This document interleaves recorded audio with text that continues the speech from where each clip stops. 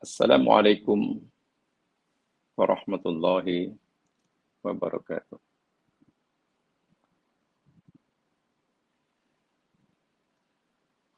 Alhamdulillahil malikil jalil.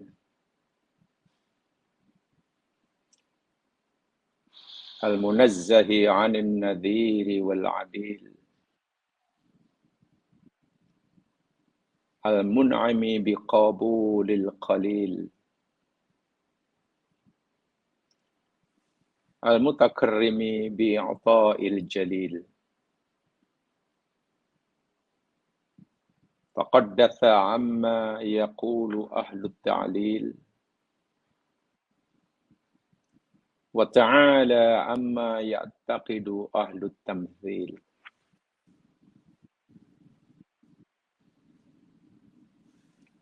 Wahada ila wujudihi abyana sabil. Wa ja'ala lil hasani hazzan ila mislin yamil.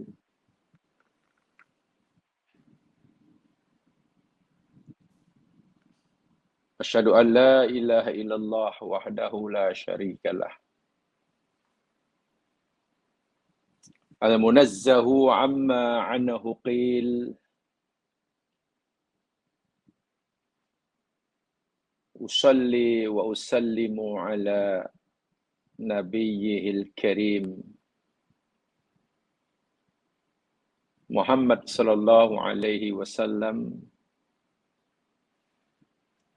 an-nabiyyul nabil wa ala ashabihi wa atba'ihi ila yaumir rahil. Rabbi shrah li sadri wa yassir li amri wahlul 'uqdatam min lisani yafqahu qawli.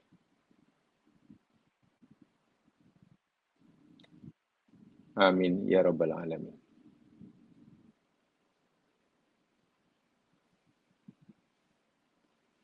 Dengan melafazkan bismillahirrahmanirrahim serta mengikhlaskan niat membuka hati selebar-lebarnya,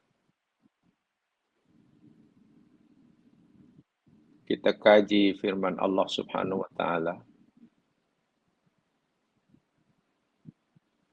dan berharap agar nur ilahi, sinar Al-Quran dapat dengan mudah menembusi hati sanubari kita dan akan menjadi panduan hidup kita, merubah jalan hidup kita daripada yang buruk menjadi baik, daripada yang baik menjadi lebih baik, dan seterusnya. Amin ya rabbal alamin.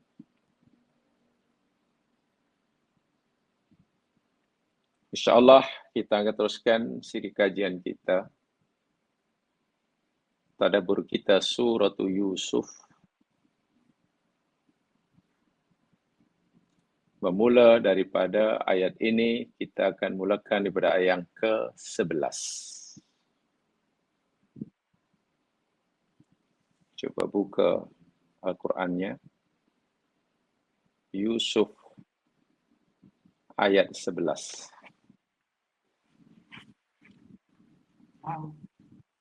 A'udzu billahi minasyaitonir rajim. Qalu ya abana ma laka la ta'manna ala Yusuf wa inna lahu lanasihun.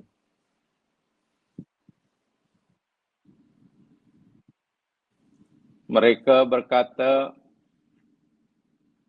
wahai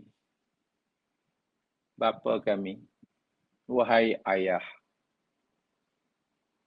napalah engkau tidak mempercayai kami terhadap Yusuf? Sedangkan sesungguhnya kami ini semuanya menginginkan kebaikan baginya.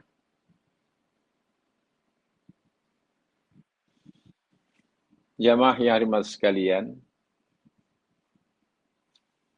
sebelumnya sedikit saya ingin sampaikan tentang hukum qiraah atau bacaan dalam ayat ini. Dahulu atau mungkin jamaah semasa belajar tajwid, dalam ayat ini ada bacaan ishmam. Walaupun tidak semua ulama qura membaca dengan ishmam.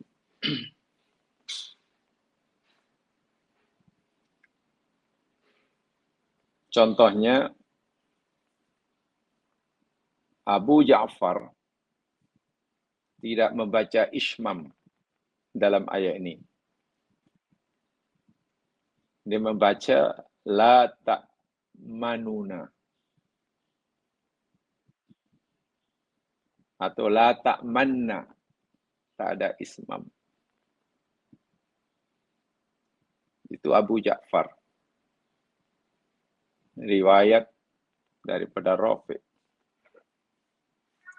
Sementara selain beliau,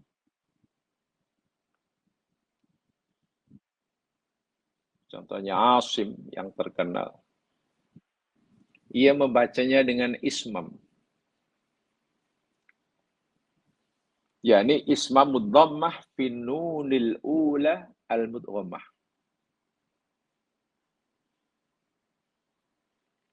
Jadi cara membacanya yakni dhammus syafatain, dengan mengumpulkan dua bibir muncung macam tu. La ta'man, ta'man min ghairi idbakin laha ba'da iskanil harfi kama yantiku bid dhammah. Macam nak baca dhammah tapi tidak dilepaskan. La ta'manu tapi tak dilepaskan nunya, hanya la ta'man, nunya ditahan. Sehingga orang yang melihat sebenarnya orang tu nak baca nu, tapi nunya tak kedengaran, kan hanya la ta'man. Nah, la ta'man. Nah, yang memang asalnya la ta'manuna. Itu ismam.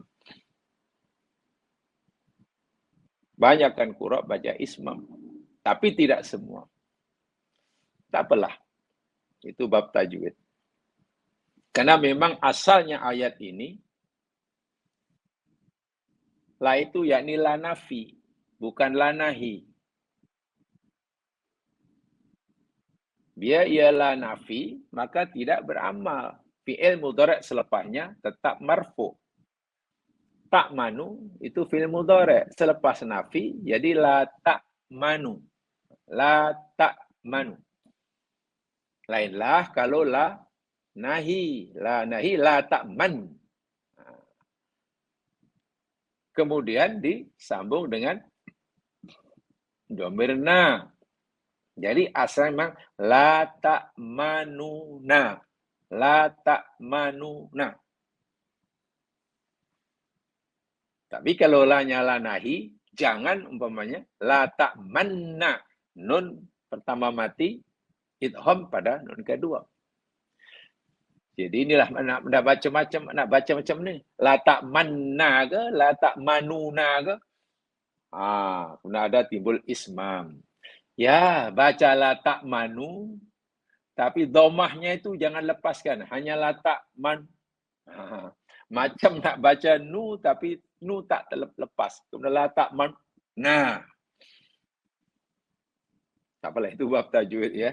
Yang sebenarnya tidak mengubah makna pun. Tidak mengubah makna. Ya, sebagai pengetahuan sahaja. Jamaah yang dirahmati sekalian, saya coba menyampaikan dahulu kesimpulan awal dari beberapa ayat bermulai pada ayat 11 hingga ayat 14 sebenarnya. 11, 12, 13, 14. Ini sebenarnya satu kisah. Di mana dalam ayat 11 hingga 14 nanti, Allah menceritakan pada kita tentang keizinan yang dirayu, yang dipohon, yang diminta oleh anak-anak Nabi Yakub, saudara Nabi Yusuf, kepada ayahnya. Agar Nabi Yakub membenarkan mereka membawa Yusuf bersama untuk keluar rumah. Ya, alasan mereka nak bermain-main. Itulah. Ya, Yusuf pergi. Jadi dalam 3 ayat itu nanti kita akan melihat betapa bersikeras,nya atau minta maaf, betapa memaksanya anak-anak Nabi Yakub, jadi saudara Yusuf, kepada bapaknya agar bapaknya mengizinkan mereka membawa Yusuf jalan. Bersikeras. Bahasa saya, mereka ini begitu ngeyel sekali. Mesti dapat, apapun caranya. Mesti dapat keizinan. Itu daripada ayat 11 hingga 14. Ya, kita tidak tahu ya mas sekalian. Tapi mungkin waktu itu Nabi Yusuf, Nabi Yakub pun membayangkan bahwa nasib yang pernah menimpa dirinya sekarang menimpa anak kesayangannya. Saya ulangi. Nabi Yakub pasti terbayang nasib yang pernah menimpa dirinya sekarang menimpa anak kesayangannya, yakni Yusuf. Yusuf menjadi mangsa kedengkian, ketidaksukaan adik-beradik. Dan ini memang pernah dialami oleh Nabi Yakub, ayahnya, dahulu semasa kecil, semasa remaja juga. Semua tahu bahawa Nabi Yakub ini dilahirkan di Kanaan. Nama tempat itu Kanaan. Itu sebenarnya istilah kuno itu bagi wilayah yang ya terdiri sekarang daripada negara Israel, Zionis Israel, Lebanon, wilayah-wilayah Palestin, itu disebut ke tanah Kanaan. Nabi Yakub dilahirkan di sana. Kemudian Nabi Yakub berhijrah atas nasihat ayahnya, Ishak. Hijrah ke mana? Ke satu tempat namanya Faddam A'ram. Nama tempat itu Faddam A'ram di negeri Irak. Itu atas nasihat ayahnya, Ishak. Kenapa ayahnya menyuruh Yakub muda untuk tinggalkan Kanaan, pergi ke Faddam A'ram di Irak? Ya, karena ayahnya tidak mau melihat Yakub ini terus-menerus tertekan hidupnya kerana kedengkian saudara kembarnya. Nabi Yakub ni ada saudara kembar, lahir kembar. Dia abangnya lah karena Nabi Yakub lahir yang kedua, yang pertama. Namanya yakni Aisu. Orang bani saya sebut Aisu atau Al-Ais. Itu akhun syaqiq, saudara kandung, saudara kembar. Dan sangat benci kepada adik kembarnya ini, si Aisu. Al-Ais, benci. Ya, sentiasa menjadi mangsa buli lah, itu bahasa mudahnya. Nabi Ishak pun rasa kasihan.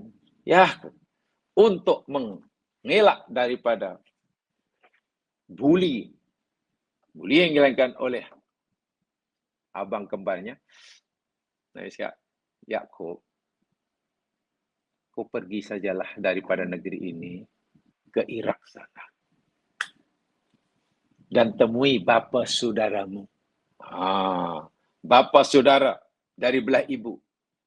Karena di Irak ada bapa saudara Yakub dari belah ibunya.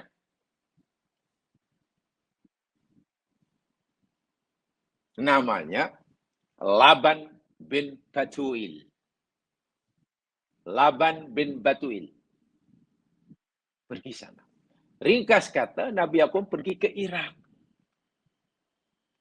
Puas dalam perjalanan, tentu penat, lelah. Sampai sana tidak tahu mana rumah Laban itu. Tanya pada orang.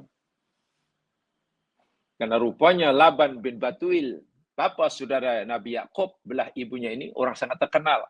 Terkenal kaya. Dia peternak berjaya. Pekebun berjaya.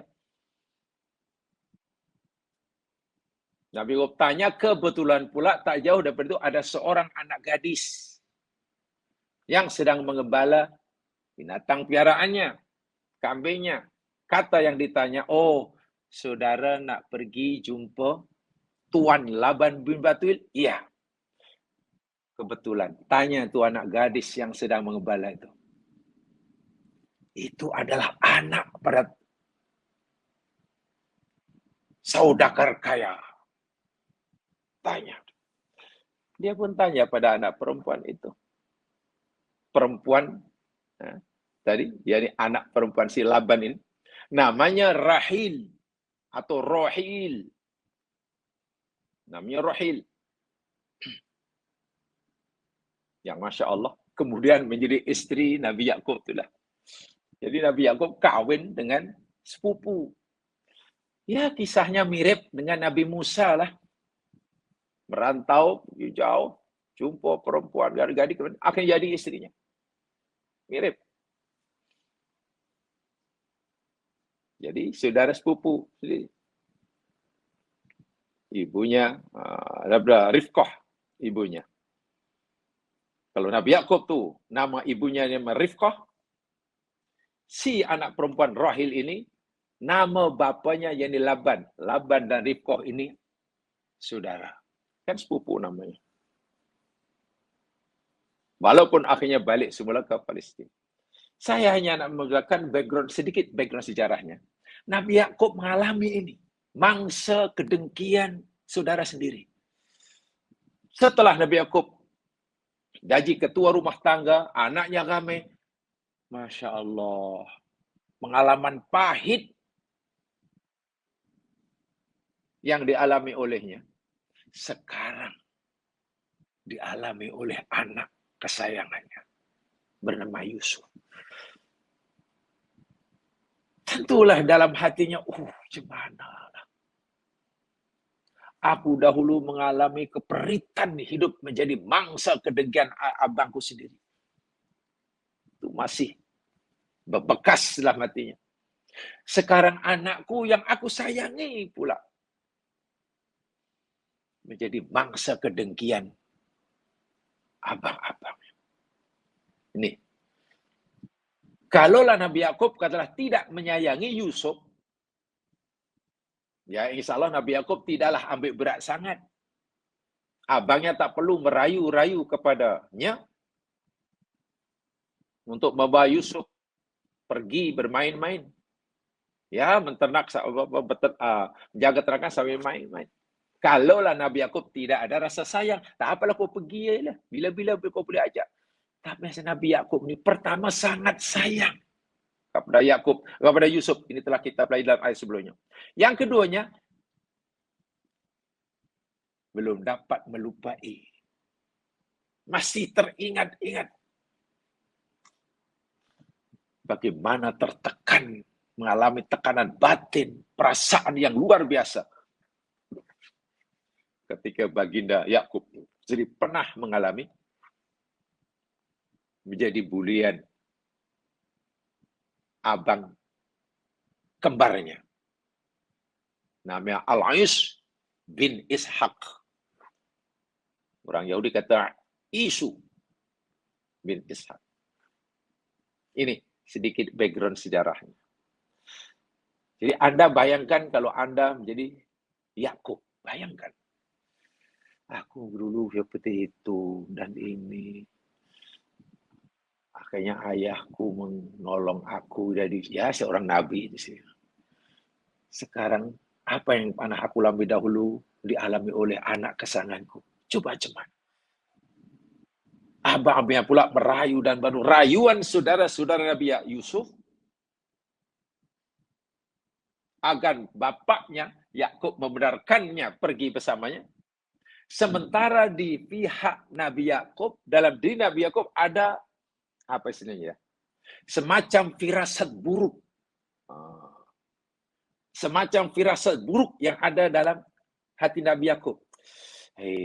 Hati aku tak sedap lah, apa-apalah anakku nak sini. Firasat buruk. Tertekan tuh, nak melepaskannya. Bagaimana mungkin nih? Ini anak kesayangannya. Tidak mau anaknya jadi apa-apa. Ada firasat buruk. Tak dibenarkannya, abangnya merayu-rayu. Macam tidak punya kemampuan untuk tidak mengabulkannya. Dan tentulah firasat buruk seorang nabi adalah sesuatu yang benar. Sesuatu yang benar. Saudara Yusuf ingin berbuat zalim kepada Yusuf, tapi harus berlawanan dengan kasih sayang ayahnya bernama Yakub pada Yusuf. Di pihak abang-abangnya ingin melakukan kezaliman pada Yusuf.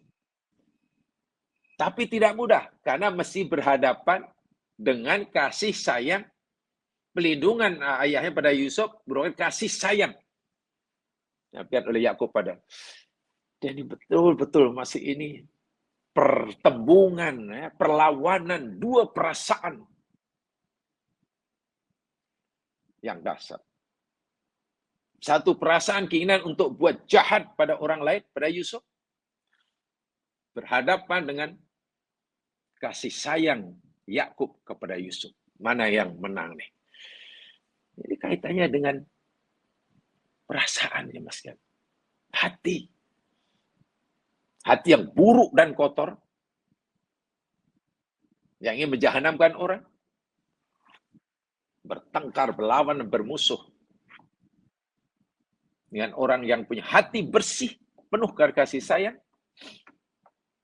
Yang ingin melindungi orang daripada menjadi mangsa kezaliman. Mereka minta izin pada bapaknya dan pergi dengan rayuan yang luar biasa itu. Bahkan tengok rayuannya ya.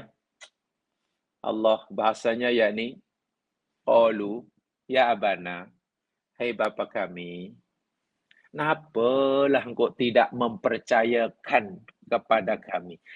La ta'manu, la ta'manu, kenapa engkau tidak merasa aman, tidak merasa tentram, tidak merasa tenang, tidak merasa nyaman terhadap kami, terhadap Yusuf. Kalau kami bawa bersama Yusuf keluar, kan kami abang-abangnya, kami ini golongan yang besar, kuat-kuat, dewasa. Kenapa ayah tidak percaya pada kami? Kenapa ayah masih mengkhawatirkan kemampuan kami melindungi Yusuf? Wa inna lahu lanasihun.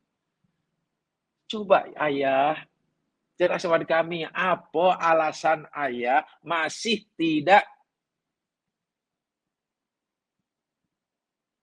merasa aman membenarkan Yusuf pergi kepada kami? Adakah ayah meragui kemampuan kami untuk melindunginya? Atau, wallahu alam lah ya Mas Ken. Ini benar-benarlah saya sampaikan tadi, yakni pertembungan antara firasat buruk Nabi Yakub bila mengabulkan permintaan anak-anaknya. Dan itu tidak mudah. Yang pasti tidak mudah.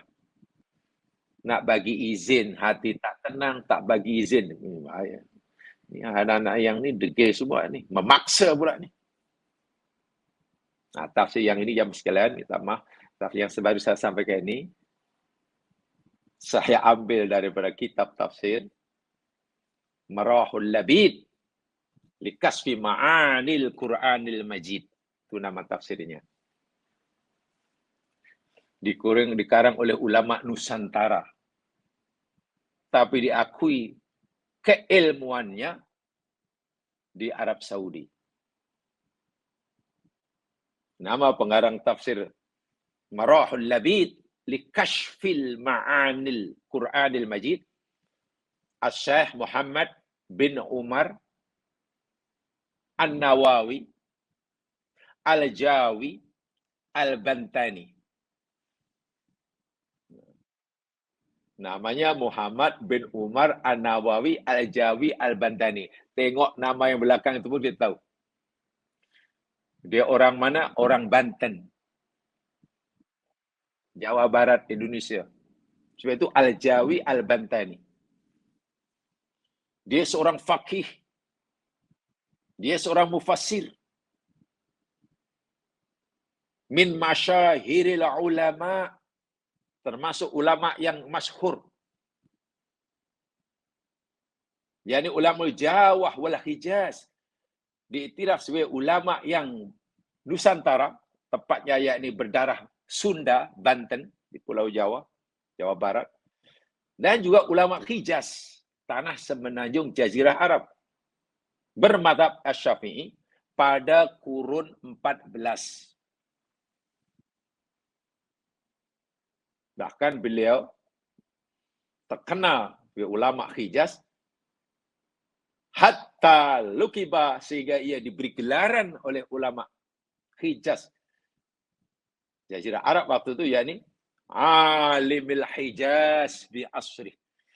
Beliau adalah orang yang paling alim di tanah Hijaz pada zamannya. Lebih kurang 115 kitab yang beliau karang, meliputi pelbagai bidang ilmu. Ilmu fiqh ada, ilmu tauhid ada, ilmu tafsir ada, ilmu hadis ada, ilmu bab qalbun salim, tasqiyatun nafsi, atau apalah istilahnya, tasawuf pun ada.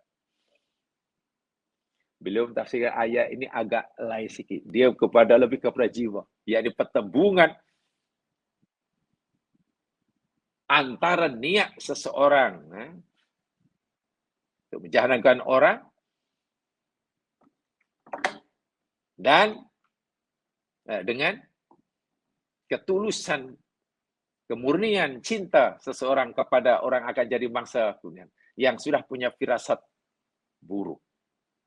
Punya firasat buruk. Dan itu luar biasa. Itu luar biasa itu. Tidak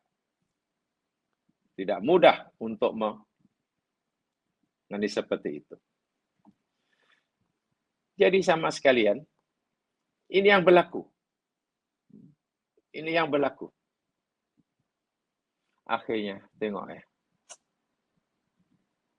karena anak Nabi Yakub ini sudah sangat dewasa. Jumlahnya pun tidak sedikit, ya mas sekalian. Jumlahnya tidak sedikit. Maka mereka akhirnya berjaya. Merayu Nabi Yakub melepaskan, saya tak kata mengizinkan ya, sebab Nabi Yakub tak pernah mengizinkan, melepaskan istilah Syekh Nawawi Al-Bantani. Sebab tidak sebenarnya melepaskan itu bermakna mengizinkan. Tidak. Nabi Yusuf AS pergi sama mereka. Karena sama mereka, kenapa ayah tidak merasa tentang? Itu kan pertanyaan yang Allahu Akbar. Ayah, kami kan anak-anak ayah. kami ini kan abang-abang kepada Yusuf. Kami ini golongan yang ramai ayah, dan kami punya kemampuan, kekuatan untuk melindungi Yusuf. Sebab itu apa alasan ayah masih merasa tidak tenang, tidak mempercayai kami? Adakah kami ini kurang? Apakah ayah masih meragukan kemampuan kami melindungi Yusuf daripada bencana? Lagi pula kami ini, dia kata, innalahu lanasihun. Tengok bahasanya, nasihun. Nasihun di sini bukan maknanya beri nasihat ya, jemaah sekalian. Nasihun daripada nasoha itu maknanya bersih, hati yang bersih, tidak punya niat tak baik. Ikhlas, jujur. Artinya orang yang sentiasa ingin melakukan kebaikan kepada orang lain. Itu nasihun. Sama betul. Ba'yadzubillah. Sama betul. Dengan ucapan iblis. Laknatullah alaih. Kepada Adam alaihissalam. Ketika ia merayu kepada Adam. Agar Adam mau melanggar larangan Allah subhanahu wa ta'ala. Sama betul. Dia gunakan kalimah ini. Yang ini kalimah bagi meyakinkan Adam bahwa ia orang yang inginkan kebaikan. Nah itu dirakam oleh Allah dalam Al-Quran, surah Al-A'raf. Yang boleh rujuk, surah Al-A'raf, ayat 21. Al-A'raf 21. Bermula pada ayat 20 sebetulnya. Fawaswasa lahumas syaitan. Syaitan terus-menerus membisikkan wiswasah. Gangguan, godaan, bagi memberikan keraguan. Kepada Adam dan pasangannya. Liyubdiyalahuma ma'uriya anhuma min sawatihima. Karena setan mau. Tujuannya. Yang tidak mendedahkan, memperlihatkan kepada Adam dan pasangannya apa yang selama ini tertutup dari keduanya, yakni aurat keduanya. Apa nasihat iblis pada Adam? Qala, ma nahakuma rabbukuma an hadhihi syajarah, Adam dan pasangannya sekali. Kamu tahu tak? Tuhanmu tidak melarang kamu daripada makan ke atau mendekati atau melanggar pokok ini. Kamu tahu tak? Kenapa Tuhanmu melarang kamu? Tuhanmu tidak melarang kamu dan illa kecuali antakuna malaka ini, kecuali kamu supaya kamu tidak menjadi dua malaikat atau dua penguasa. Malak di sini dua malaikat atau penguasa. Au takuna minal khalidin, atau kamu menjadi orang yang kekal di sini. Artinya begini, Dam. Allah larang kamu mendekati pokok ini, alasannya ada dua. Pertama, Allah tak menghendaki kamu berkuasa penuh di tempat ini. Itu sebabnya kalau kamu melanggarnya, kamu akan punya kuasa penuh. Bahkan jadi malaikat. Yang kedua, Dam,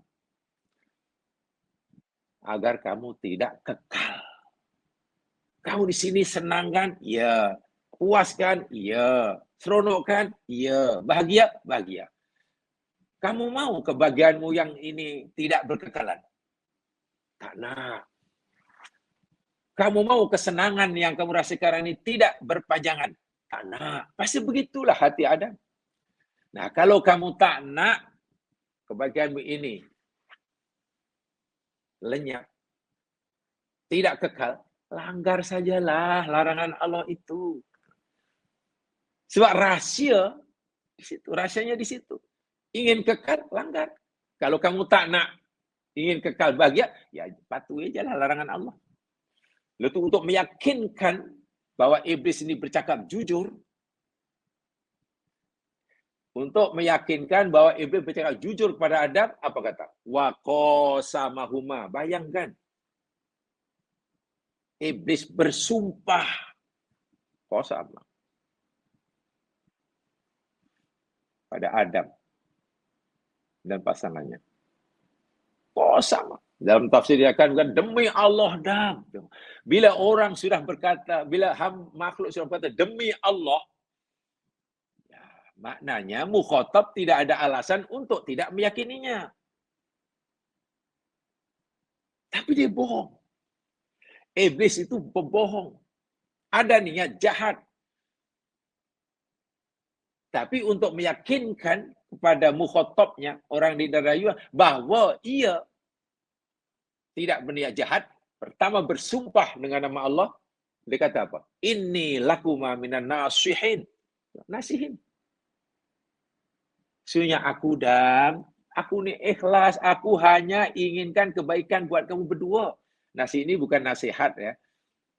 Nasihat bahasa Arab itu tak sama dengan nasihat bahasa Melayu. Maksud saya, nasihat dalam kalimat Arab maknanya tidak sama dengan kalimat nasihat bahasa Melayu. Begitulah. Taubatan nasuha. Nasuha dari nasihat. Nasuha jadi nasuha.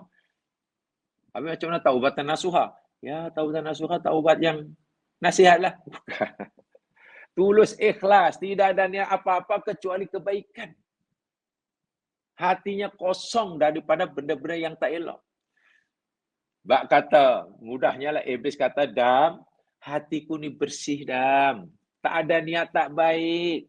Aku cakap ni betul-betul hanya inginkan kebaikan bagi kamu, Dam. Aku tak sampai hati melihat kamu nanti tak kekal dalam surga. Kamu susah. Sebab itu aku bagi tahu tips, rahsia. Sama tak yang dengan apa yang dilakukan oleh Iblis ini? Apa yang dilakukan oleh adik-beradik Yusuf? Dengan yang dilakukan oleh Iblis. Sama. Taktiknya sama. Punya niat yang jahat, kehendak yang buruk, tapi meyakinkan orang lain, aku ni nasihun. Allahu Akbar. Berjaya Iblis mewariskan taktiknya. Ini salah satu kejayaan Iblis mewariskan taktiknya, menyesatkan orang lain. Niatnya jahat. Dan untuk memudahkan cita-citanya tercapai, ya sanggup bersandiwara seperti ini. Kalau Iblis kata, kamu tahu pasal apa alarang kamu, dan bersumpah, adik beradik kata, ayah tak percaya kepada kami. Kurang apa lagi ya? Kami sayang Yusuf. Yusuf itu kan adik kami juga. Lagi pula kami bukan kemana-mana ya. Allahu Akbar walillahil hamd. Saya baca tafsir dari Marahul Labid tadi. Dari Kasfi Ma'an juga sangat, ya Allah. Begitu sekali ya. Liciknya. Orang yang sudah punya sifat dengki dalam usahanya membinasakan orang yang jadi mangsa dengkinya pelbagai macam cara. Pelbagai macam cara. Ma'iyadullah. La'alla Ya'qub alaihissalam kana ya'dal Yusuf alaihissalam bil khuruji ma ikhwatihi lirra'i aw sabaq khaufan minhu ayusibahu su'un min kaidihim aw min ghairihim. Jelas di sini Yakub tidak membenarkan. Sebab itu anaknya merayu. Nabi Yakub tidak membenarkan, tidak mengizinkan Yusuf keluar bersama mereka untuk main-main ke, untuk berburu ke, untuk menternak bala binatang ternakan ke. Sebab saya itu ya yang sekian, mata pencarian yang ini beternak. Khawatir berlaku apa-apa yang tak diinginkan menimpa Yusuf. Boleh jadi itu kerana tipu daya mereka atau tipu daya orang lain. Walam yakun yusarih lahum bi annahu la ya'manuhum alaihi walakin halu fi mani bil khuruji ka hali ma la ya'manu alaihi Nazzaluhu manzilatan. Tapi Nabi Yakub tidak menzahirkan dengan ucapan. Nabi Yakub tak kata, anakku, ayah tak percaya kamu lah nak. Tak. Dia tidak menzahirkannya dengan ucapan. Tapi Nabi Yakub menzahirkan dengan perbuatan, dengan sikap. Ini yang dalam bahasa Arab dipanggil lisanul hal afsah min lisanil maqal. Lisanul hal afsahu min lisanil maqal. Action speak louder than word. Tak cakap, tapi dari segi gerak-gerik, bahasa tubuh Nabi Yakub, sikap Nabi Yakub, raut muka Nabi Yakub, wah, anak sudah faham, ya, anak memang tak suka ni, tak setuju. Dan tidak perlu diungkapkan. Bahasa tubuh lebih berkesan dalam menyampaikan message dari bahasa ucapan. Bahasa visual lebih berkesan untuk menyampaikan message daripada sekadar bahasa verbal. Ya, daripada bahasa verbal. Luar biasa. Visual 53 betul kesannya. Verbal hanya berapa? 17 apa kesannya. Kata Albert Mehrobain. Masya Allah. Ini. Jadi episode dah. Anak faham. Oh, ayah tak setuju. Tengoklah gayanya. Tengok tingkah lakunya. Tengok raut wajahnya. Saya tu dia tanya pada mereka. Ya, pasal apa? Ayah tak rasa nyaman. Tak rasa tentram. Tak rasa tentram. Kalau dalam kitab Yahudi ya Mas kan, mereka keluar tu ya ini nak ternak apa mengembala, nak mengembala apa ternakannya. Tapi di sini ada dua ya, yang keluarnya ya ini nak bermain-main atau nak dan karena hanya dengan cara itu sajalah, dengan cara berjaya membawa Yusuf keluar atas izin perkenan bapaknya, mereka punya peluang besar untuk melaksanakan niat jahatnya. Itu selagi Nabi Yusuf masih di rumah, macam mana dia nak habisi nyawa Yusuf? Tidak boleh kan? Sebab itu mereka beria-ia. Dan peliknya tengok, dipanggil ya abana. Maknanya masih mengakui lah walaupun mereka ni jahat. Dan walaupun mereka ini tidak suka pada sikap orang tuanya yang mereka nilai, yang mereka anggap sebagai tidak berlaku adil pada anaknya, mereka masih mengambilnya ya abana. Memberi kesan yang mereka itu masih sayang. Dan itu sebenarnya hanya taktik ya sekalian. Mereka tak suka bapaknya.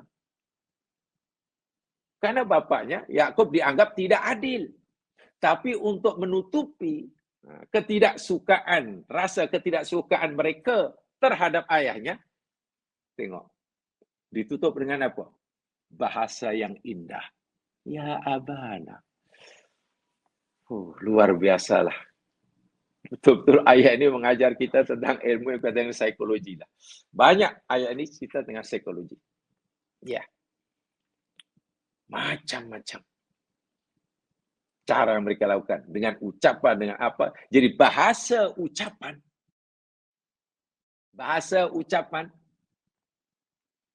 Komunikasi mereka verbal ini jamaah sekalian.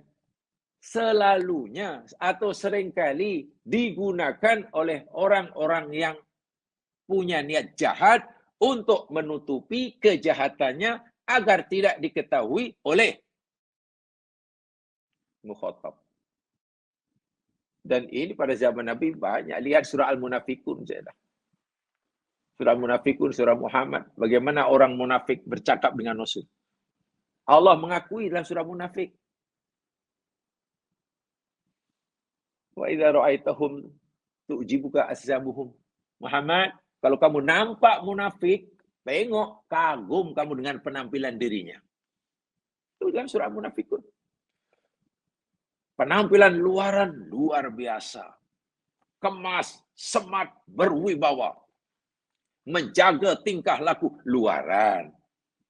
Sehingga Nabi pun Allah kata, kamu pasti kagum. Wa iyaqulu tasma' liqaulihim. Dan bila mereka bercakap, wahai Muhammad, kamu pasti merasa perlu untuk memperhatikan, mendengarkan ucapannya. Karena mereka pandai menyusun perkataan, menyusun ayat. Sehingga Nabi pun rasa rugi rasanya tak mendengarkannya. Dan inilah sebenarnya warisan iblis ketika membujuk Adam tuh. Hati-hati. Allah tidak melarang, bahkan menyuruh kita bercakap yang sopan santun. Mempunyai sikap tata krama yang tinggi. Disuruh, bukan dilarang. Tetapi yang dicela oleh agama, dan itu warisan iblis, bila kebaikan, kehebatan, penampilan luaran diri seseorang, tutur katanya ke tingkah lakunya, dijadikan alat untuk menutupi niat jahatnya, supaya orang yang jadi mangsanya tidak terpedaya, itu yang keji menurut Al-Quran. Yang keji. Sopan santunnya bagus, tutur katanya hebat, terpuji. Tapi sayang digunakan untuk. Ini sering berlaku dalam sejarah. Mulai adab sekarang, adik-beradik Nabi Yusuf ini. Benci luar biasa, tak suka luar biasa pada ayah. Tapi sebenarnya, ya abana. Itu betul-betul untuk meluluhkan hati orang tuanya. Ai istimalatun liqalbihi wa tahrikun li'utfihi hatta ya'dila an tasmimihi ala adami khuruji Yusuf ma'hum. Apa itu kalau dalam bahasa Arab, dalam tafsirnya. Kalimat ya abana mereka gunakan yakni untuk bahasa, saya terjemahkan bebas ya, untuk melembutkan, menyejukkan hati bapaknya. Yang hakikatnya dia benci kepadanya. Dan untuk menggerakkan kasih sayangnya. Jangan sampailah, walaupun mereka ini anak-anak yang kurang hajur kepada orang tuanya, sehingga orang tuanya sudah hilang rasa sayangnya. Bila itu sudah mereka dapatkan, ya harapan untuk membawa Yusuf bersama itu besar. Itu jahat. Itu jahat. Baik. Apa rayuan mereka berikutnya? Ayat 12. Arsilhu ma'ana ghadan yarta' wa yal'ab. Wa inna lahu lahafizun.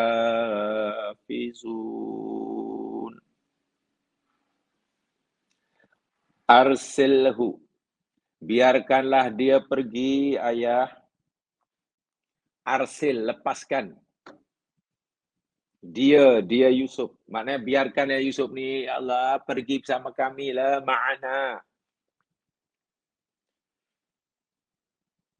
Bila itu? Ghadan. Besok. Bukan tahun depan. Ya, lagi cepat, lagi bagus. Paling tidak besok ya. Lagi bagus. Ayah tak perlu fikir panjang-panjang. Kekhawatiran ayah itu tidak perlu diteruskan. Suudzon ayah itu perlu dihentikan. Lepaskan saja ayah. Tujuan kami dua ya. Karena Yusuf ini kan masih kanak-kanak. Ya, pertama, yarta. Allahu Akbar. Kalau tadi dapat bersenang-senang lah ya. Tak kalah budak. Namanya zaman kanak-kanak. Masih zaman main-main lah. Dunia anak ini dunia bermain-main. Yarta. Kenapa bermain-main. Tak tahu main apa waktu itu ya. Mungkin kejar-mengejar ke. Wallahu alam tidak disebutkan. Yang pasti, dunia kanak-kanak dua main ya. Dan kita mesti beri peluang kepada wayal'ab. Dan kita boleh bermain-main, bersenang-senang dan bermain-main dan gitu. Tak lebih dari itu, ayah. Dan itu tanda sayang kami kepada adik. Memberikan apa yang mereka perlukan. Dunia kanak-kanak, dunia main-main. Kalau ayah tidak benarkan, maknanya kami tak sayang lah ya. Dan ayah pun tak sayang. Dan ayah jangan khawatir.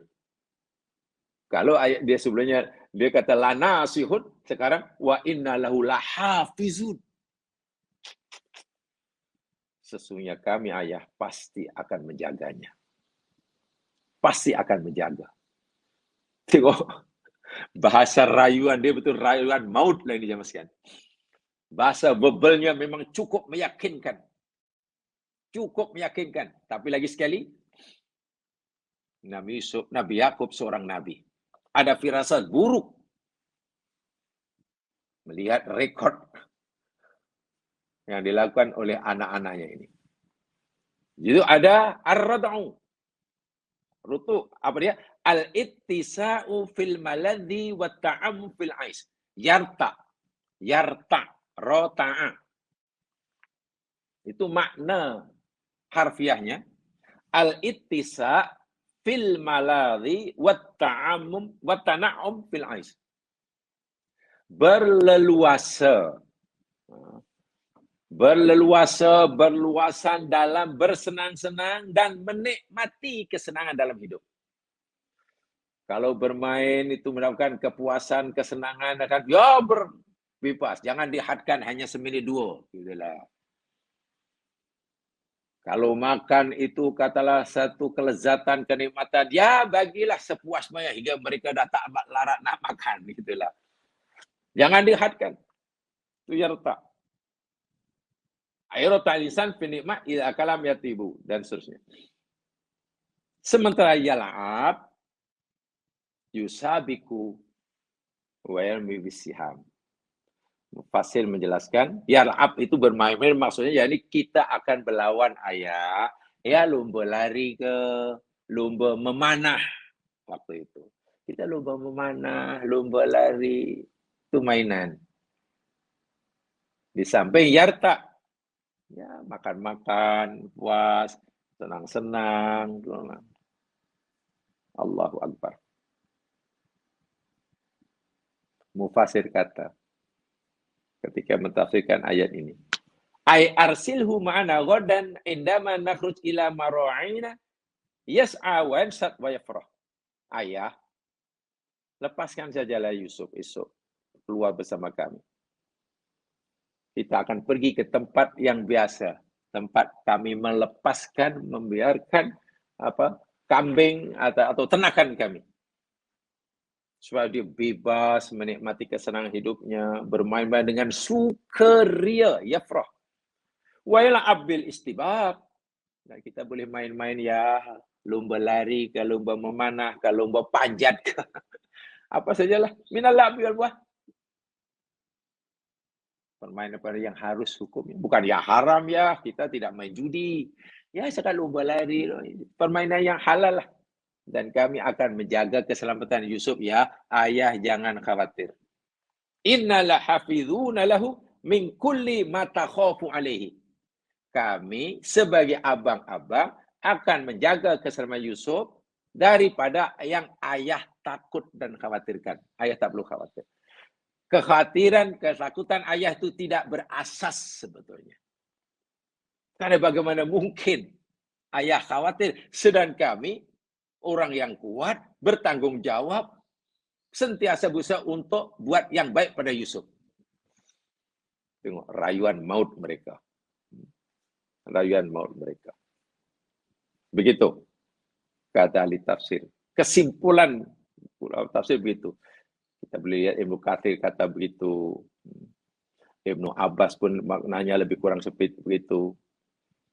Tafsir Ar-Razi pun begitu. Ini saya simpulkan ya, saya simpulkan dari banyak. Walaupun menggunakan uslub yang berbeza, tapi maksudnya begitu. Maksudnya begitu.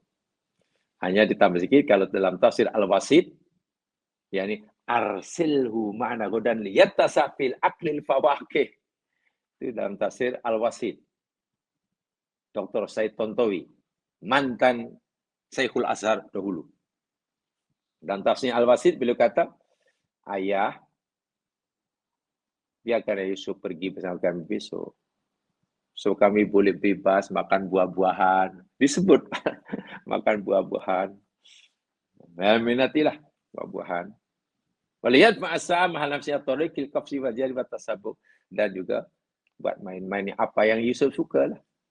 Kami tak akan memaksakan permainan yang kami sukai kepada Yusuf. Jika Yusuf tidak mampu atau tidak menyukainya.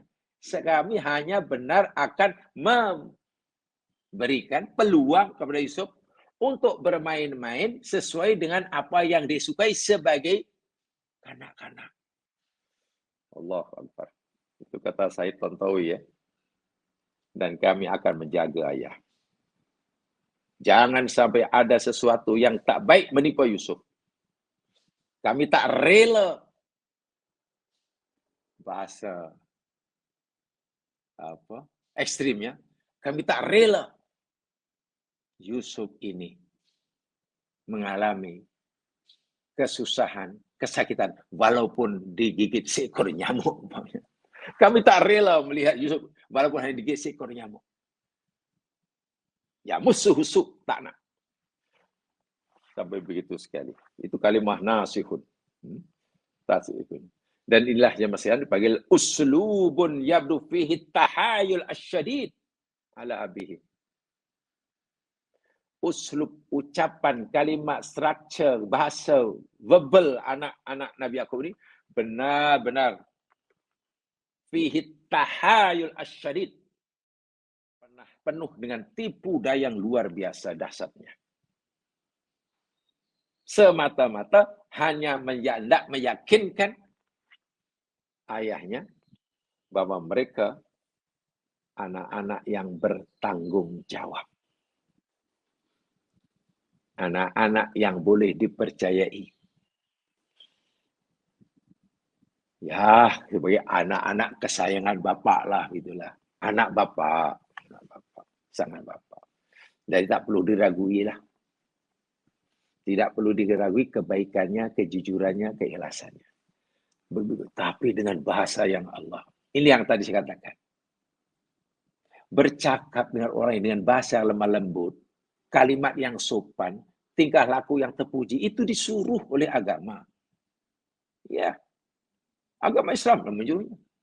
Tapi yang dicela oleh Al-Quran khasnya, oleh Islam khasnya, dan juga oleh agama-agama dahulu, jika mereka berkelakuan baik, bersikap baik, tutur kata yang lemah lembut, itu hanya untuk menutupi kebusukan hati mereka, menutupi niat jahat mereka. Itu yang betul-betul. Betul-betul. Tapi apakah ini bermakna Islam membenarkan supaya jujur sajalah. Jadi kalau kamu nak menjahatkan Yusuf, cakap ya kami nak bunuh. Tak boleh, tak juga. Kan? Menzalimi orang lain yang tak salah itu dosa. Sama ada hendak disampaikan dengan bahasa yang terang dan nyata atau dengan bahasa yang sopan. Yang kedua itu lebih jahat karena menggunakan kebaikan untuk menutup kejahatan. Apa orang Melayu kata itu? Musang berbulu domba. Apa itu? Ya, musang berbulu domba. Dia itu musang. Tapi agar tidak disyak, tak ada orang syak bahwa itu musang yang akan memangsa domba-domba yang dilepaskan, dia tukar baju. Oh, ini bahayanya luar biasa. Dan bayangkan ya, ini berlaku, ini menimpa dalam keluarga Nabi. Itu pengajaran yang luar biasa lah. Jadi ujian Nabi ini pelbagai jemaah sekalian. Ujian yang Allah berikan pada para Nabi ini bukan semata-mata datang dari kaumnya yang degil, tapi kadang datang dari keluarga sendiri, bahkan datang dari anak sendiri. Dan itu tidak mudah. Baik. Ayat 13. Qala inni la yahzununi an tadhhabu bihi wa akhafu an ya'kulahu adh-dhi'b wa antum anhu ghafilun. Qala berkata Yaqub, inni sesungguhnya aku la yahzununi sungguh akan membuatku sedih.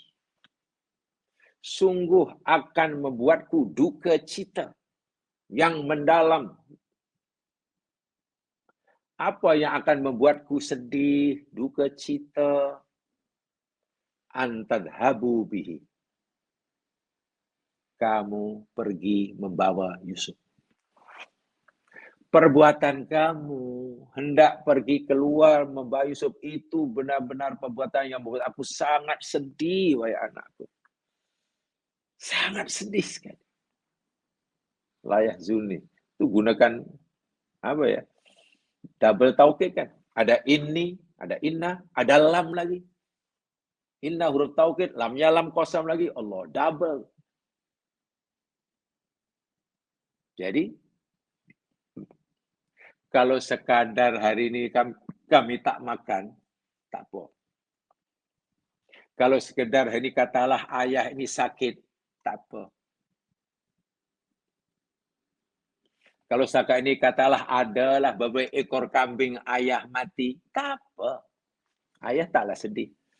Tapi, bila kamu nak membawa Yusuf keluar untuk bermain, itu bagi ayah sudah menjadi punca kesedihan yang amat dahsyat. Belum lagi bila berlaku apa-apa yang tak diinginkan terhadap Yusuf. Lagilah. Dan itu dirasa oleh Nabi Yakub akibat sayangnya Yakub pada Yusuf. Yang kita telah pelajari kenapa Nabi Yakub sangat sayang. Ya, mungkin karena masih kanak-kanak. Maknya sudah meninggal. Dan yang ketiga tak kalah pentingnya. Yusuf anak yang baik. Dan bila besar akan jadi orang besar pilihan Allah. Dari mana Yakub tahu? Mimpi yang Allah berikan pada Yusuf. Apa yang akan berlaku? Walaupun dari segi akidah, minggu lepas telah sampaikan, bila Allah menghendaki Yusuf nanti bila besar akan jadi nabinya, jadi orang besar, mana Yusuf tidak akan mati semasa masih zaman kanak-kanak dan remaja. Tidak. Apapun upaya usaha orang yang dengki pada Yusuf untuk membunuhnya pasti gagal. Gagal kenapa? Ya, yang menggagalkan Allah. Allah punya kehendak, Yusuf ini mesti hidup hingga dewasa, jadi nabiku jadi. Tiba-tiba ada orang ke, atau ada binatang ke, pasti Allah gagalkan. Masya'akana wa ma la sya' lam yakun. Apa yang Allah kehendaki pasti berjaya. Berlaku. Apa yang tak kehendaki tak berjaya. Jadi mana manusia, kehendak manusia untuk menjahanamkan orang pasti gagal. Walaupun depan mata. Minta maaf ya, katakanlah. Jika sekiranya waktu Yusuf katalah sudah dibaringkan dan disembelih sekalipun. Atau jika sekiranya Yusuf waktu itu yang sekarang dipaksa untuk minum racun tikus sekalipun. Dia takkan mati. Kenapa? Karena Allah tidak menghendaki ia mati kanak-kanak. Allah menghendaki ia hidup hingga dewasa dan Allah akan latih jadi Nabi. Jadi saya katakan, bila kemauan dan kehendak manusia bercanggah berlawanan dengan kehendak Allah, kehendak Allah lah yang terjadi. Kehendak manusia gagal. Totally gagal. Bahkan jika manusia itu melakukan kehendak Allah sekalipun, kehendak Allah, dan orang itu pun juga berkehendak melakukannya. Tapi jika Allah kehendaki yang lain, yang berlaku oleh kehendak Allah. Nah, Allah Subhanahu wa taala perintah Nabi sebelih Ismail, betul? Dalam surah As-Saffat. Sebelih. Siapa yang menyuruhnya? Allah. Apa yang Allah suruh Nabi Ibrahim menyembelihnya, melakukannya? Sembelih. Perintah sembelih itu yang perintah taklif. Ya, itu perintah taklif itu. Kaitannya dengan ya, bebanan. Adakah Nabi Ibrahim ingin melaksanakan kehendak Allah? Iya. Dibaringkannya Ismail. Watallahu li jabin. Sudah dibaring mengiring. Jabin itu bagian apa ya, muka bagian kanan atau bagaimana position dia mengiring. Sudah sembelih. Ibrahim ingin melakukan apa yang Allah kehendaki. Allah yang suruh. Tapi apa berlaku? Betulkah Nabi Ismail mati terbunuh di tangan ayahnya? Tidak. Karena memang Allah tidak menghendaki Ismail mati di disembelih ayahnya. Kalau Allah menghendaki Ismail tidak mati, kenapa Allah suruh Ibrahim menyembelih? Allah sudah memberitahu, bala mubin. Ini ujian. Allahu Akbar. Rupanya hanya ujian. Dan Ibrahim telah berjaya mengatasi ujian yang dasar. Tengok. Allah yang suruh. Ibrahim dah mau melakukannya. Tapi apakah Ibrahim berjaya menyembelih anaknya? Tidak. Tidak mati. Pasal apa? Ya Allah tidak menghendaki Ismail mati di tangan ayahnya. Allah suruh itu ujian. Bayangkan sampai macam itu sekali. Coba apa yang menghalang Ismail daripada mati di tangan bapaknya ketika bapaknya sudah bersedia nak. Dari segi ya hukum akal tak ada lah. Tapi ini kaitannya semua kepada yang menyuruhnya. Allah. Nah, sekarang berlaku kepada cicitnya.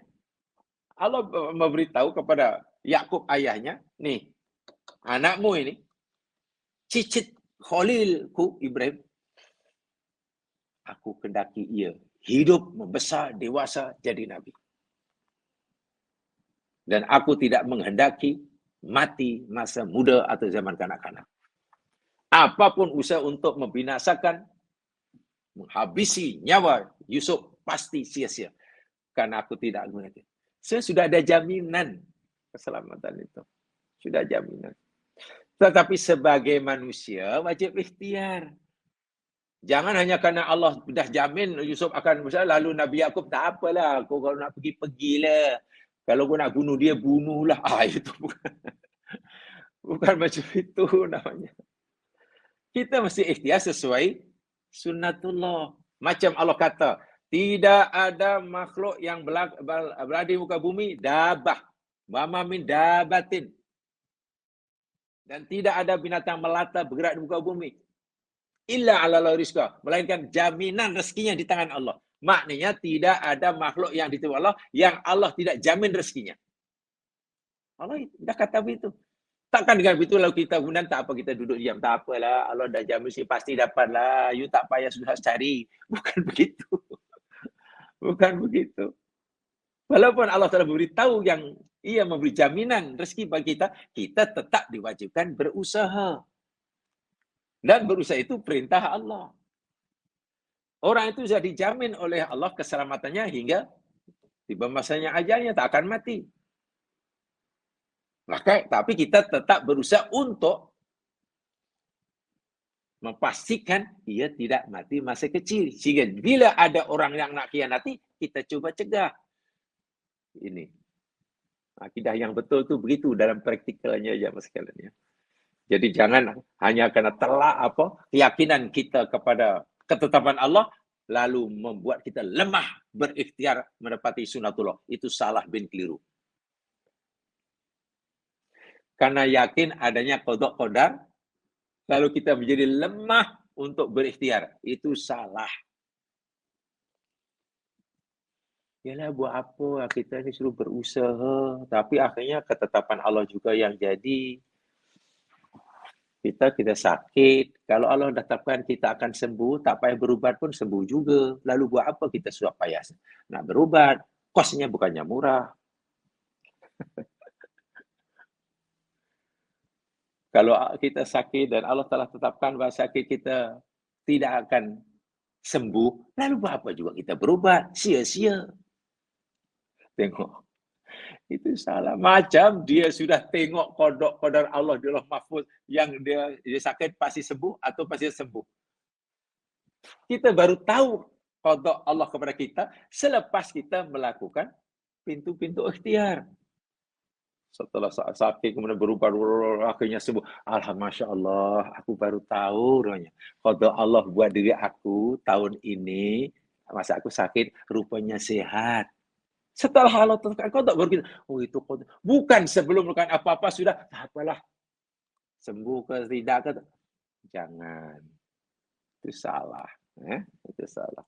Sebab itu Nabi Yakub memberikan contoh pada kita. Kalau kamu punya akidah kuat dan qada qadar, walaupun aku telah tetapkan Yusuf ini, aku lindungi nyawanya hingga dewasa, ini tidak bolehlah kamu kemudian mengambil sikap tak peduli akan keselamatan Yusuf, walaupun Yusuf terancam nyawanya. Kamu mesti lindungi, kamu mesti berusaha untuk melindungi. Hai Yakub, Yakub pun faham. Oh sedihlah nak, ayah sangat sedih, jangan lakukan. Apalagi sampai mati, oh jangan. Nah ini usaha Nabi Yakub, tak salah. Bahkan itu perintah oleh agama.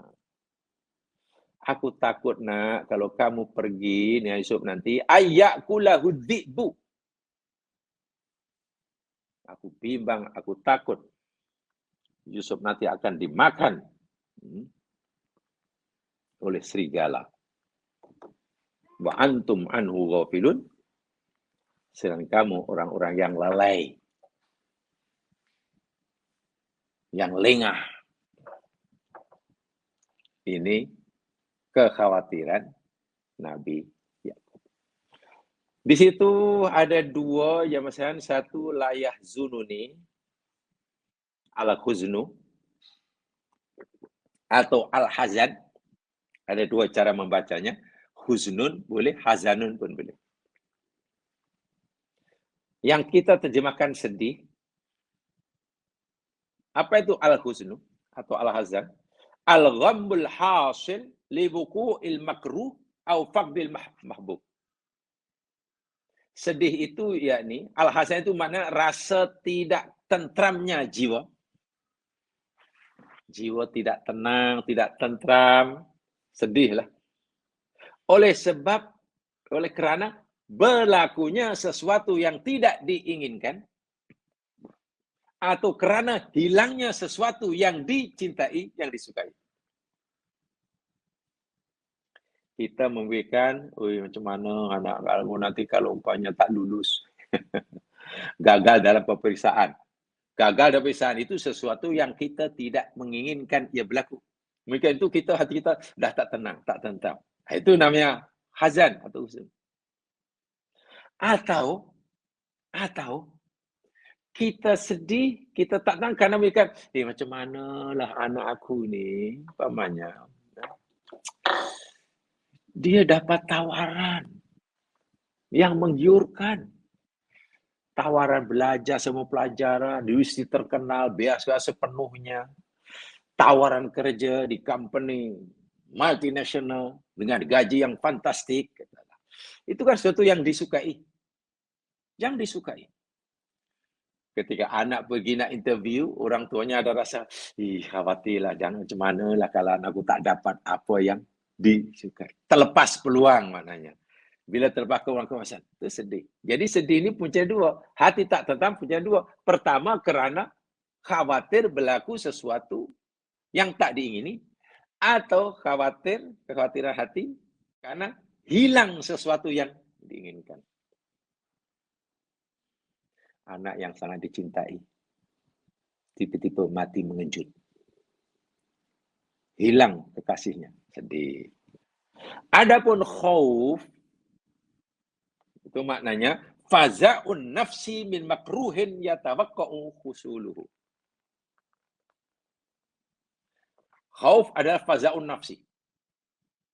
Sifat gelora, goncangan jiwa. Goncangan yang berlaku dalam jiwa manusia kerana sesuatu yang tak disukai terjadi. Saya dapat bayangkan kalau Yusuf nanti yang sangat saya sayangi ini mati mangsa oleh serigala. Mungkin itu hati jadi berguncang. Takut. Jadi belum berlaku itu. Belum berlaku. Kalau hazan, sesuatu telah penyebabnya sudah berlaku. Kedua-duanya itulah yang ada pada hati Nabi Yakub waktu itu.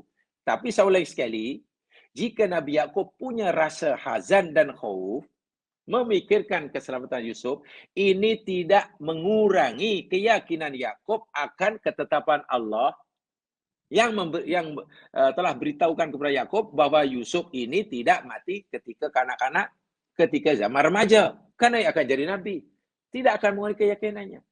Nabi Yakub tetap yakin akan Allah itu. Kalau yakin, kenapa sedih? Berlaku yang tak baik. Nah, inilah yang saya kata tadi. Ini namanya ikhtiar. Keyakinan orang akan ketentuan qada dan qadar tidak boleh mengurangi usaha seseorang, ikhtiar seseorang. Tak boleh. Karena tawakal ini tidak boleh zaman sekarang tanpa ikhtiar bersungguh-sungguh. Ikhtiar tanpa tawakal pun tak boleh.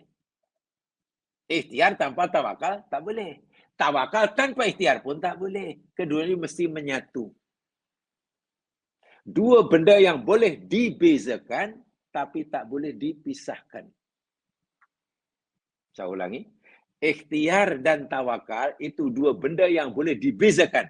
Ikhtiar itu begini, tawakal itu begini. Boleh dibezakan definisi dia, tetapi tidak boleh dipisahkan, mesti menyatu. Kalau orang mukmin hanya ada ikhtiar saja, tawakal kosong, jelas imannya. Itu sudah memutlakkan sunatullah. Kalau dalam bahasa akidah ada dipanggil syirkul asbab. Ini syirik asbab. Orang yang bertawakal saja tanpa memberikan ikhtiar, itu orang jahil. Tak boleh. Nabi Yakub telah memberikan contoh kepada kita dalam suasana itu kuat berikhtiar selagi ada pintu ikhtiar untuk melindungi Yusuf tanpa mengurangi keimanannya kepada ketentuan qada dan qadar Allah Subhanahu wa taala. Sebab itu Nabi Yakub kata kepada anak-anaknya yang tak renti-renti merayu dan membujuknya agar membiarkan Yusuf pergi bersama mereka.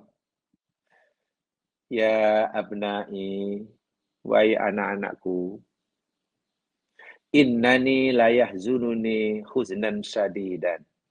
Sungguh ayah sedih, nak. Sedih. Kesedihan yang amat sangat, nak. Firaku Yusuf. Bila Yusuf terpaksa berpisah dengan ayah. Tengoklah. Kalau Nabi Yakub sudah merasa sedih yang amat sangat bila Yusuf tidak lagi berada depan matanya, berpisah, apalagi bila Yusuf nanti mati, lagilah tak tertanggung kesedihannya. Fadlan ala dalika fa ani akhsa idza khattumuhu ma'akum fi rihatikum ayakulahu dhib.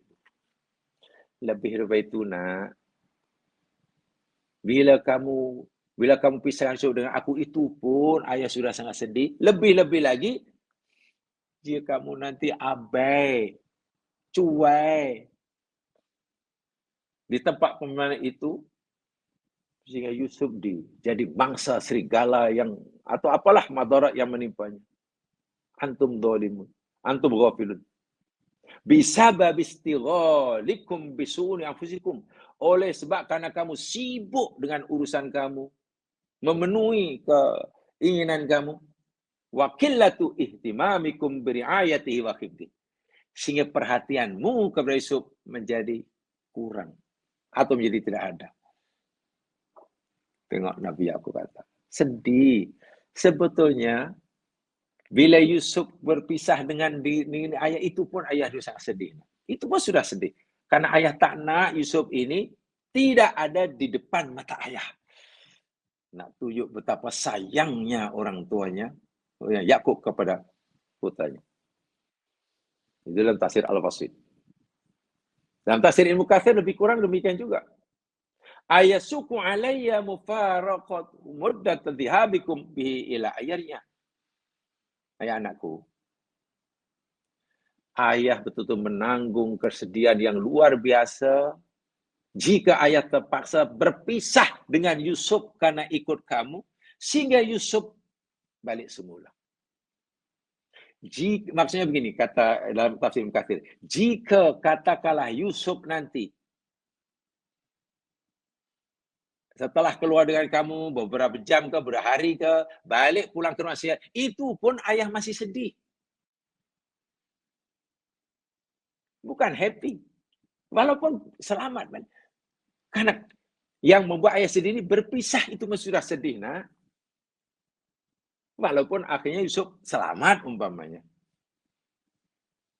Apalagi bila tak selamat. Wah, lagilah. Nampak kita? Betapa dahsyatnya, betapa besarnya kasih sayang Nabi Yakub pada Yusuf. Ini kaitannya dengan hati ya. Itu semua kaitannya dengan hati. Allah memberitahu pada kita apa yang dirasai oleh Yakub saat itu melalui ayat ini. Wa dzalika li farati mahabbatihi li fatimati lahu.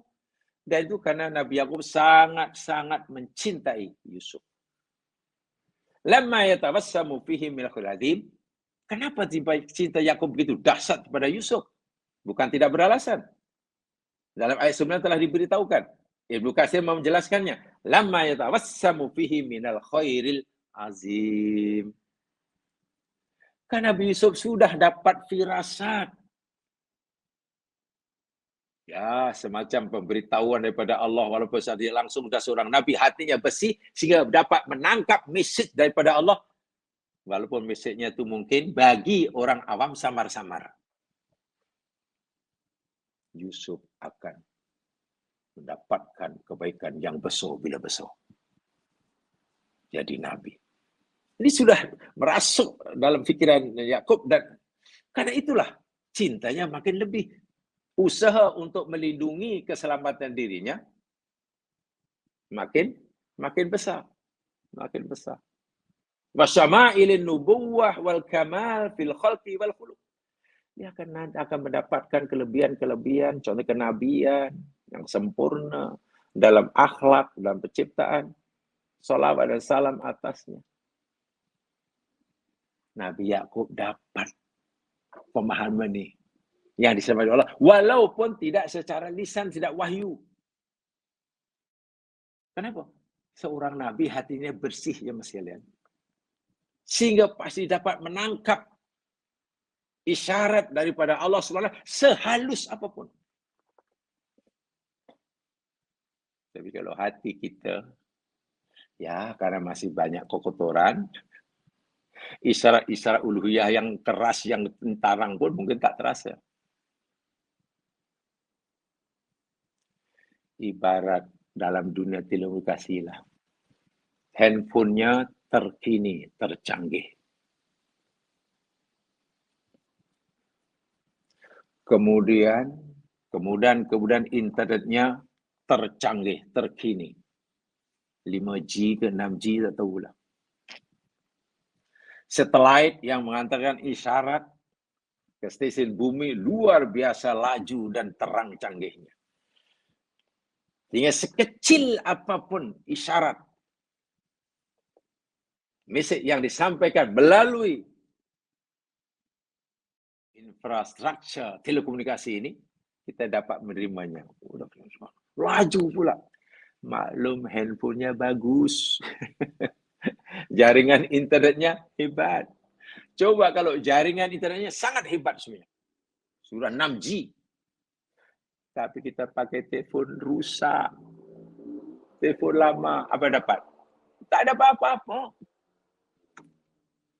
Tak dapat apa-apa. Isyarat ilahiyah itu sangat laju dan terang. Maka jika kita ingin merasakannya, menerimanya, modalnya, syaratnya satu aja. Bersihkan hati daripada al-amron. al-qalbiyah, penyakit-penyakit hati. Karena seterang, sejelas, sepantas apapun nur yang datang pada Allah, kita tidak mampu menangkapnya. Kan jika hati kita kotor. Karena yang menangkap nur ini bukan mata, bukan telinga, bukan kulit, bukan hidung, bukan lidah, hati. Quran pun beritahu ketika Nabi Muhammad menerima wahyu, jamaah sekalian. Saya bagi satu contoh ya. Di dalam Al-Quran.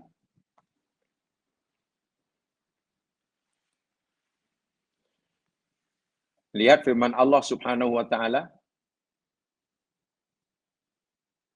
di dalam surah Al-Baqarah ayat 97.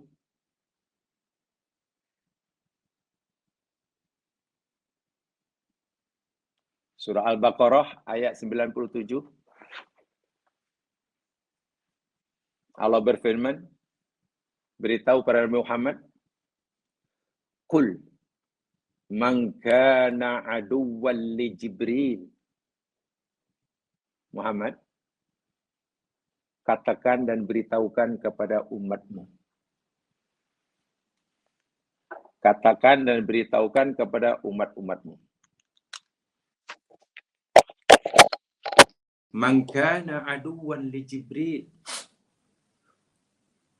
Sesiapa saja yang menjadi musuh bagi Jibril. Siapa yang ingin menjadi musuh pada Jibril, memusuhi Jibril, tak suka Jibril. Karena orang Yahudi khasnya waktu itu, Alkitab, tak suka sungguh pada Jibril. Pasal apa? Pasal Jibril lah. Muhammad tahu semua perangai kita. Banyak ayat-ayat yang mendedahkan keburukan kita itu Jibril punya pasal. Jibril yang beritahu Muhammad. Akhirnya ahli kitab tak suka Jibril. Nabi suruh beritahu pada mereka. Muhammad beritahu pada orang macam tu. Siapa yang jadi musuh Jibril, fa innahu nazzalahu ala qalbik. Tengok. Sesungguhnya dia Jibril nazzalahu, menurunkannya. Makna pertama, Jibril membawa wahyu atas perintah Allah tu diberikan pada Nabi itu ala qalbika. Tengok, ala qalbik disebut qalbik. Wahyu tu terus masuk sebati dengan hati Nabi, jiwa Nabi. Bukan Nabi dengar apa agaknya berani berpuan dengan Nabi. Jibril cakap apa dia? Dengar tidak. Bukan. Terus menyatu dengan. Pertanyaan, macam mana Quran yang hebat, yang dahsyat, firman Allah yang paling dahsyat ini, kesannya luar biasa ini, boleh menyatu dengan diri Nabi? Ya, karena jiwa Nabi ini sudah suci. Nabi sudah sebelum jadi Nabi sudah melatih diri untuk menunjukkan hatinya. Itu pun bila Nabi dapat wahyu, lebih-lebih wahyu yang isinya amaran peringatan, Nabi macam orang pingsan. Allahu Akbar. Berpeluh-peluh badannya. Seperti mana cerita Aisyah Ummul Mukminin. Walhal waktu itu Madinah musim sejuk. Ketika musim sejuk, badan Nabi berpeluh-peluh ketika wahyu menyatu dengan hatinya. Ketika Nabi berada di atas untanya yang kuat, dapat wahyu, unta itu terduduk. Jika Nabi yang hatinya dah suci, semasa turun wahyu masuk ke dalam hati Nabi, menyatu Nabi, itu pun Nabi bahasa mudahnya pingsan, tak sedar diri lah. Yang orang orientalis kata Muhammad Nabi itu orang yang ada penyakit epilepsi katanya. Waliyadzubillah. Sekarang coba Anda bayangkan. Kita bayangkan. Jika Quran yang suci, sangat suci itu, turun dan menyatu dengan hati kita yang hati kotor. Agaknya macam mana? Kalau Nabi yang jiwanya, hatinya suci, itu pun pingsan, berpeluh-peluh ketika musim sejuk. Kalau menyatu dengan hati kita, yang belum bersih, Ya, mungkin kita bukan pingsan, pecah dada kita jemaah sekalian. Ya. Jadi nur-nur yang sangat kuat ini jemaah sekalian boleh diterima, dipahami oleh mereka yang hatinya sangat-sangat suci. Apalagi hati para nabi. Sebab itu Nabi Yakub faham isyarat ilahiyah itu walaupun seperti itu disampaikannya. Nabi Ibrahim yakin 100% yakin itu adalah kebenaran mutlak ketika Allah suruh ia menyembelih anaknya Ismail. Walaupun perintah itu hanya melalui wahyu, bayangkan. Melalui mimpi. Wahyu itu Allah berikan hanya melalui mimpi. Macam mana seorang Ibrahim yakin bahwa mimpinya itu perintah Allah menyembelih anak. Wah, menyembelih anak itu bukan perbuatan kecil, jemaah sekalian. Risikonya besar, konsekuensinya sangat dahsyat. Tapi Ibrahim cukup yakin bahwa itu perintah Allah. Sedangkan ia hanya menerima melalui mimpi.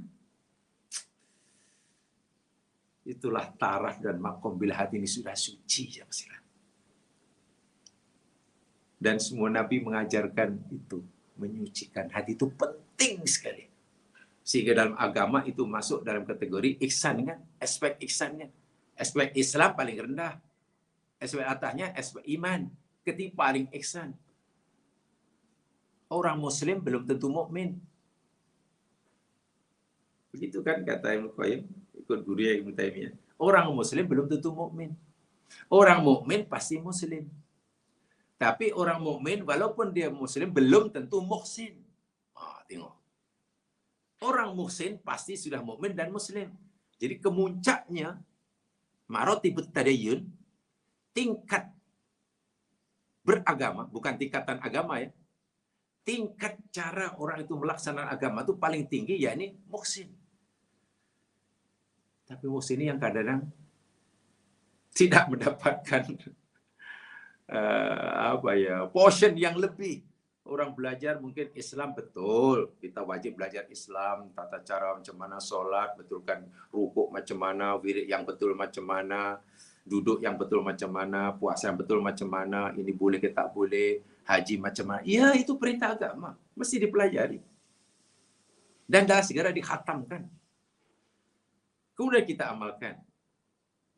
Tapi ingat, semasa mengamalkan, mesti kerana Allah, namanya iman. Iman dipelajari, iman berlaku macam mana. Dan iman yang dipelajari, jemaah sekalian, sepatutnya. Saya tak kata, kan ada dua. Satu namanya akidah ilmiah, kedua namanya akidah amaliyah. Ilmu akidah secara teoritis, teori gini-gini, itu sifat teori. Yang kedua bersifat praktikal. Keduanya penting, ya. Tapi jangan kita habiskan masa atau bagi masa lebih untuk akidah teoritis, tapi tak pernah berusaha untuk melaksanakan akidah secara praktikal. Sebab kata hadiah secara praktis itu jangan hati jadi tenang karena dipraktikkan. Tidak hanya berada di kepala ilmu akidahnya, tapi dalam perbuatan. Tapi jangan lupa kalau itu sudah khatam, tingkatkan menjadi muhsin. Muhsin itu kemuncaknya. Ya. Dan muhsin itu semua yang digarap adalah hati. Karena menggarap tentang cara ibadah, menghadap tentang Allah sudah selesai, sudah dilepasinya. Bukan mandi ditinggalkannya, tidak boleh. Tidak boleh ditinggalkan. Islam iman tidak boleh, haram. Tetap dilakukan, tapi sudah dilepasinya dalam memahami dan mengamalkannya. Tinggal sekarang berusaha untuk meningkatkan tingkatan beragama, maratib tadiyun, hingga peringkat yang paling tinggi, namanya ihsan. Bila hati sudah suci, jemaah sekalian, jangankan ditegur Allah dengan terang dan jelas. Dapat teguran daripada Allah hanya dengan samar-samar pun, bila hati ini sudah bersih, ia akan sedar. Ya. Apalagi ditegur dengan keras, lagi lah. Nangis mungkin. Disebut sedikit itu pun sudah subhanallah, minta maaf ya Allah. Dan itu perlu kita tingkatkan. Itu saja. Mudah diberkati. Subhanakallahumma bihamdika asyhadu an la ilaha illa anta astaghfiruka wa atubu ilaik. Alhamdulillah.